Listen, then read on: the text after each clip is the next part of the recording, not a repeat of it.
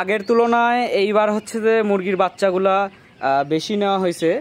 তো দেখতে পাচ্ছেন যে এর আগে যতগুলো মুরগি ছিল তো মুরগিগুলা সব বিক্রি করা হয়েছে, আর এবার যে মুরগিগুলা তোলা হয়েছে সব বাচ্চা মুরগি। এই যে বাচ্চা মুরগি কেবল হচ্ছে একটু একটু বড় হচ্ছে। আমি কয়েকদিন আগেও আসছিলাম, তো এসে দেখি যে মুরগিগুলা মানে আরও ছোট বাচ্চা ছিল। তো এই সাধারণত 2 থেকে 3 দিনে দেখলাম যে অনেকটা বড় হয়ে গেছে।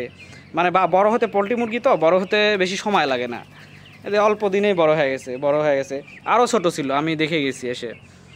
তো এখানে তাও প্রায় 1500-র মতো মুরগি আছে, 1500 প্লাস মুরগি আছে, এই বাচ্চা মুরগি আছে।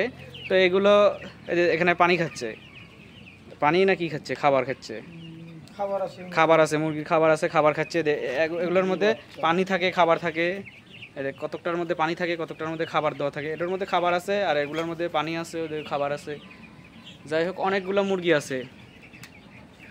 আবার দেখবেন যে এক মাসের মধ্যে এগুলো বড় হয়ে যাবে, এগুলো আবার সেল দিবি, আবার হচ্ছে যে বাচ্চা ক্রয় করবি, করে আবার হচ্ছে যে খাওয়ায়, আবার 1 মাসের মধ্যে বড় করবি।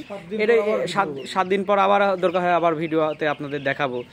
আপনারা চাইলে খুব কম খরচে এরকম একটা ফার্ম করে মুরগি লালন পালন করে লাভবান হতে পারেন।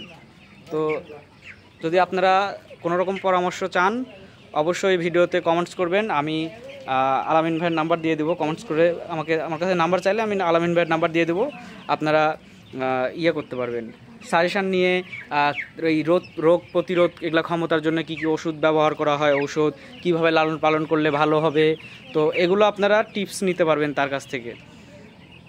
এই দেখতেই পাচ্ছেন কতগুলো মুরগি।